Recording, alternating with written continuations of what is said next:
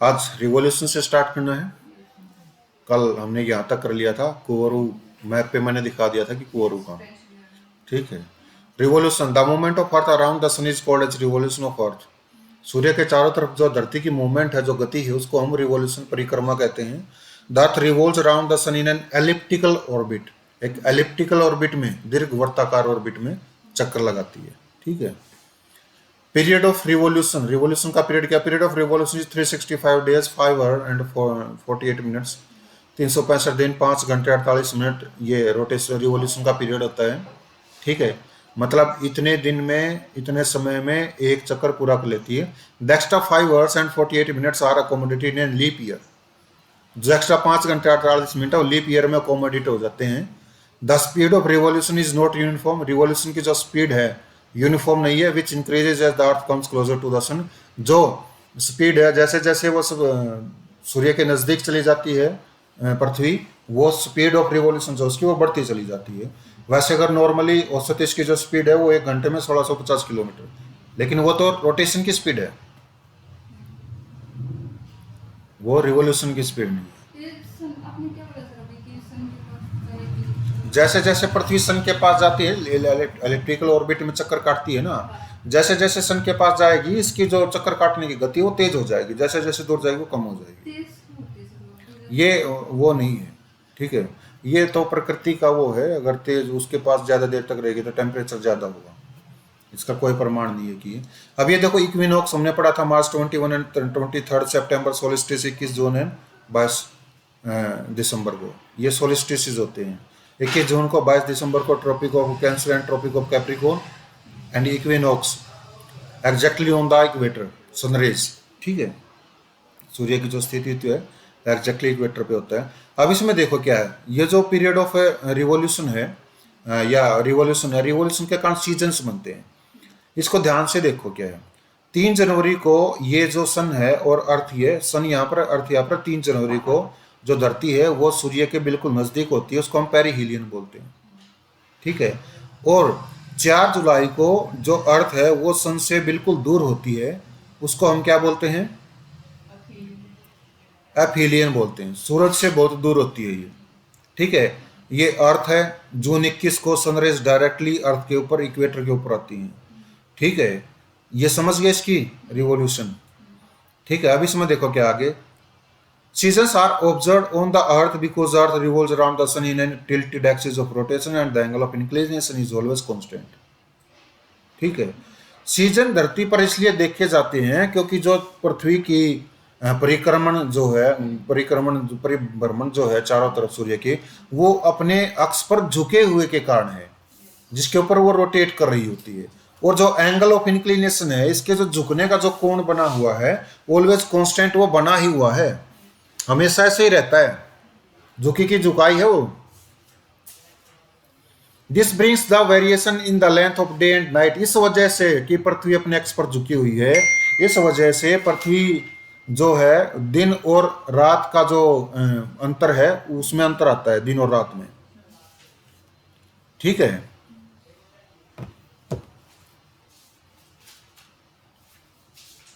Across different latitudes which results in season. अलग अलग latitudes पर जो सीजन का कारण बनते हैं, डिफरेंट डिफरेंट सीजन्स में। इसको देखो। ठीक है। ये सन है, सनरेज है, चारों तरफ जाएंगे सनरेज। तो जब सनरेज इतनी पड़ेगी, विंटर सोल्स्टिस 22 दिसंबर को, अगर धरती की स्थिति ये है, तो सनरेज इस पर पड़ेगी। नॉर्थ पोल पर अंधेरा रहेगा 6 महीने के लिए, और साउथ पोल पर क्या रहेगा? दिन। दिन रहेगा 6 महीने के लिए। यहाँ पर 21 जून को अपोजिट डायरेक्शन हो जाएगी। नॉर्थ पोल पर क्या रहेगा? दिन रहेगा, साउथ पोल पर रात रहेगी। और यहाँ पर स्प्रिंग इक्विनॉक्स है 21 मार्च को।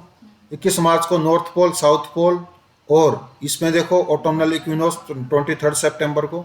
ये हो गया, ये इसकी पोजीशन है। मीन्स 23 सीजन, सितंबर में आपने बता रखा कि इसमें प्रकाश नहीं आएगा इसमें। प्रकाश मैम, सूरज यहाँ पर है, धरती, धरती की हम इस साइड को देख रहे हैं, उस साइड को नहीं देख रहे। ओके। समझ रहे हो?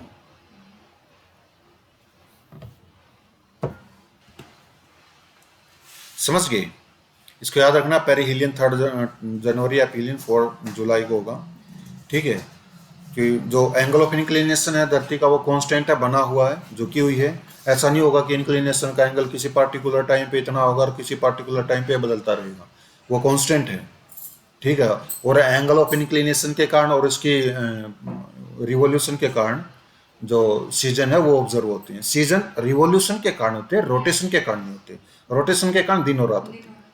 ठीक है, द रीजन्स रिसीविंग, एक minute, the brings the variation, this brings the variation in the length of day and night across different latitudes which results in seasons. ठीक है, जो सूर्य की स्थिति है या पृथ्वी का जो वो है परिभ्रमण, ये क्या होता है कि सीजन्स में डे एंड नाइट में वेरिएशंस लेकर के आती है कि रात इतनी बड़ी होगी, दिन इतना छोटा होगा, इसके कारण। समझ गए 23rd वाला बताओ। मैम? आप यहाँ देखो 23rd को,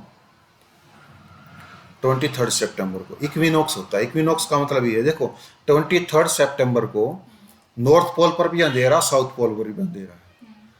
21 जून को नॉर्थ पोल पर प्रकाश है, 22 सितंबर को नॉर्थ पोल अंधेरे में, साउथ पोल पर प्रकाश है, और 21 मार्च को नॉर्थ पोल पर प्रकाश है, साउथ पोल अंधेरे में।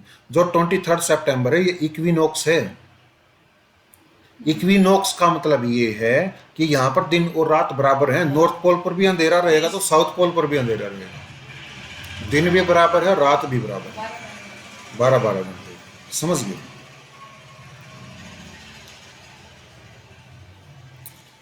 The regions receiving more sunlight for longer duration with the angle of incidence of sunlight with being more vertical experiences higher temperature which we call it as summer।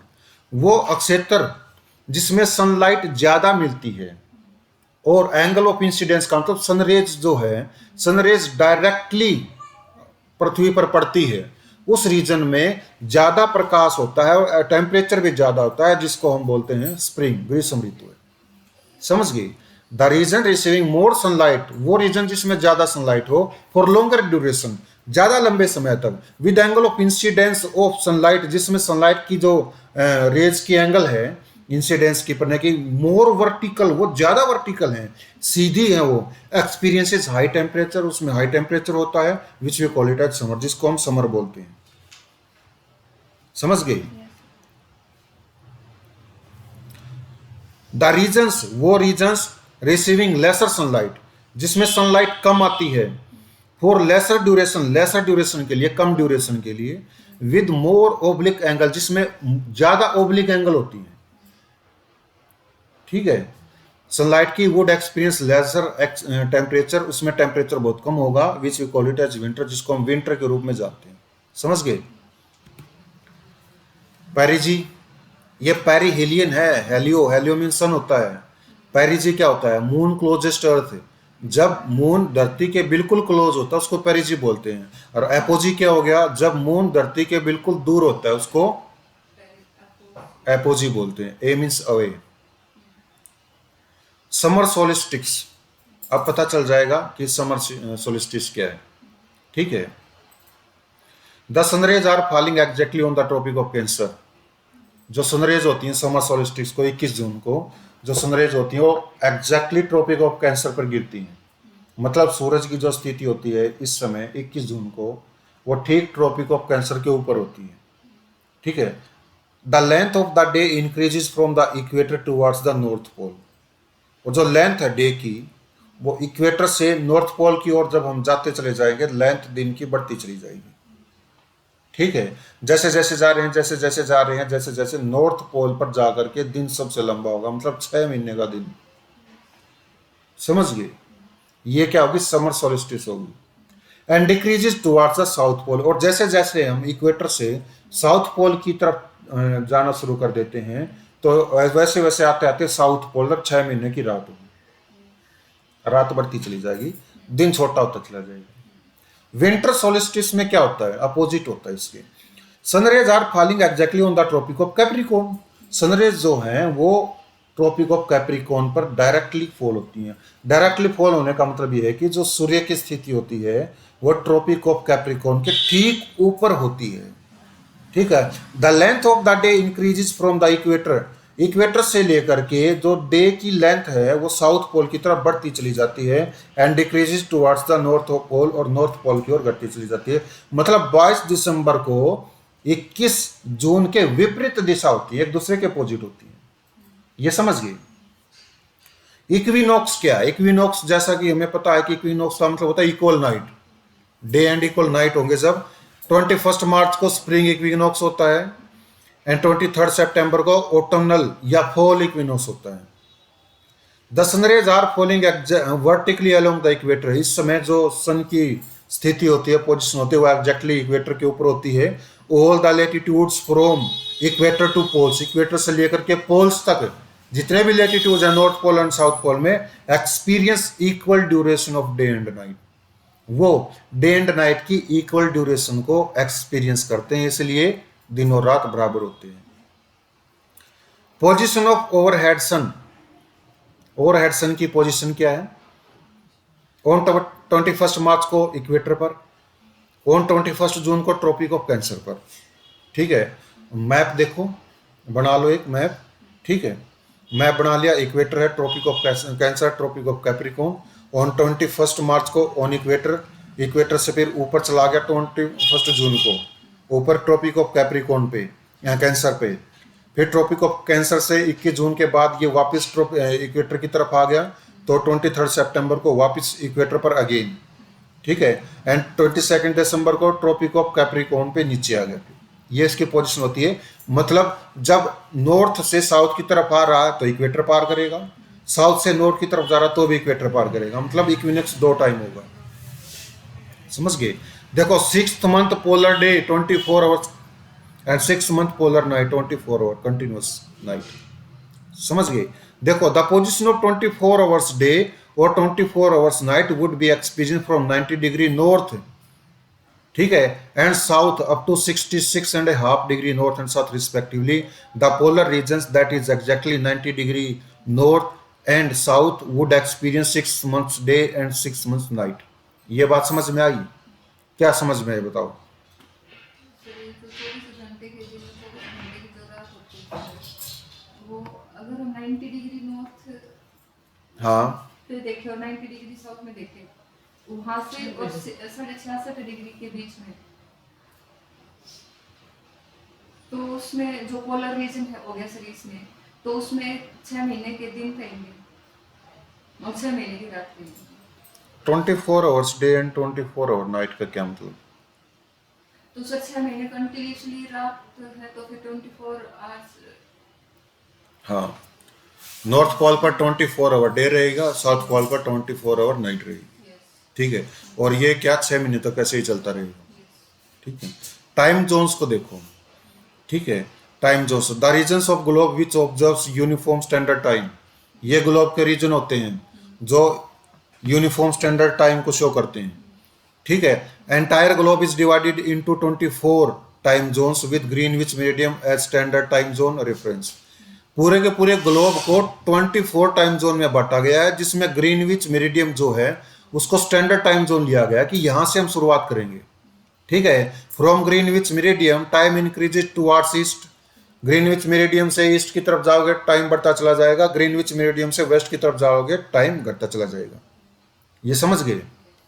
ठीक है, a time difference of 1 hour is equivalent to 15 degree of longitude. 1 घंटे का जो time है वो 15 degree longitude का है। मतलब ग्रीनविच से 15 डिग्री आगे जाओगे 1 घंटे का डिफरेंस होगा। समझ गए? 2 घंटे जाओगे 30 डिग्री, ऐसे ऐसे चलता चला जाएगा। ठीक है, लॉन्गिट्यूड ऑफ 1 डिग्री लॉन्गिट्यूड और या 1 degree of longitude is equivalent to a time difference of 4 minute. 1 degree 4 minute, 4 minute का टाइम डिफरेंस होगा। 15 चौके 60, 60 minute 15 degree. Clear? India used 82.5 degree east meridian as a standard reference for its time zone. अपने time zone के लिए India 82.5 degree standard meridian को use करता है। ठीक है, ईस्ट की ओर जो which is equivalent to 5.5 hours for from Greenwich mean time. Greenwich mean GMT से 5.5 डिग्री जो आगे। ठीक है, मतलब इंडिया की पोजीशन का भी पता लगाया जा सकता है इससे। समझ गए कि इंडिया कितना हुआ आगे। 82 डिग्री है, 82 डिग्री को 82 एक डिग्री में कितना हो गया, 4 मिनट हो गया। तो 82 डिग्री को 4 से डिवाइड करो और फिर आधे डिग्री को डिवाइड कर देना, पता चल जाएगा कहाँ पोजीशन उसकी। ठीक है, इंटरनेशनल डेट लाइन, पहले हम इसको देखते हैं। 1 hour 15 degree, 1 degree 4 minute, 360 degree 24 hour 15 and 1 hour. तो 24 घंटे में 360 डिग्री घूम जाती है। ठीक है, 15 डिग्री 1 घंटे में घूमेगी। ठीक है, standard time zone Greenwich mean time. ठीक है, ये माइनस होगा, ये प्लस होगा, ये ग्रीनविच टाइम है, ईस्ट की ओर गए प्लस हो गया, वेस्ट की ओर गए, मतलब ईस्ट की ओर भी 12 जोन है, वेस्ट की ओर भी 12 जोन, 24 जोन हो गए। 1 घंटे का गैप है। ठीक है, 82.5 डिग्री मिर्जापुर से होकर के जाती है, इंडियन स्टैंडर्ड टाइम लिया गया 5.5 घंटे आगे है। ठीक है, फ्रांस में 12 टाइम जोन है, रसिया में 11 टाइम जोन है, यूएसए में भी 11 टाइम जोन है। लेकिन फ्रांस छोटा सा है, रसिया 11 इतना बड़ा है, लगभग एशिया में यूरोप में फैला हुआ है। यूएसए इतना बड़ा है, फ्रांस के 12 टाइम जोन कैसे होगी?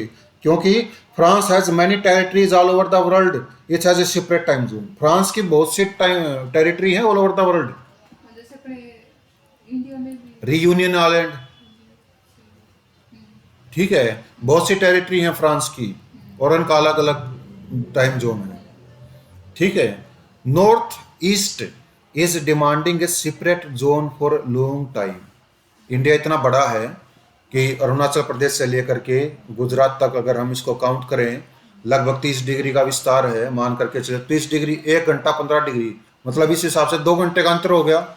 तो 2 घंटे का अंतर हो रहा है, इस वजह से जो नॉर्थ ईस्ट एरिया है वो एक सेपरेट टाइम जोन की डिमांड कर रहा है लॉन्ग टाइम से। इश्यू क्या क्या है? फाइनेंस इशू है, बैंकिंग एंड शेयर्स की। बैंकिंग एंड शेयर का फाइनेंस इशू क्या है? वो देर से चलता है सुबह, क्योंकि ये तो जल्दी उठेंगे ना 2 घंटे पहले, सूरज 2 घंटे पहले दिखाई देगा इनको। ठीक है, तो 2 घंटे पहले दिखाई देगा तो, और जो बैंकिंग एक्टिविटी 2 घंटे बाद शुरू होंगी। आप हमारे यहाँ 10 बजे, वहाँ 12 बजे। ठीक है, अलग से टाइम जोन की डिमांड कर रहा है वो। ठीक है, और हमारे यहाँ तो ठीक टाइम पे होगी, तो वहाँ 2 घंटे लेट खत्म होंगे वो, तो अलग से टाइम जोन की डिमांड करो। एनर्जी कंजम्पशन भी है। ठीक है, ट्रांसपोर्ट डिस्टर्ब्स भी है, सिक्योरिटी एंड जो वो कम्युनिकेशंस है, असम टी गार्डन टाइम। ठीक है, इसको देखना क्या है। अब इसमें देखो इंटरनेशनल डेट लाइन क्या है।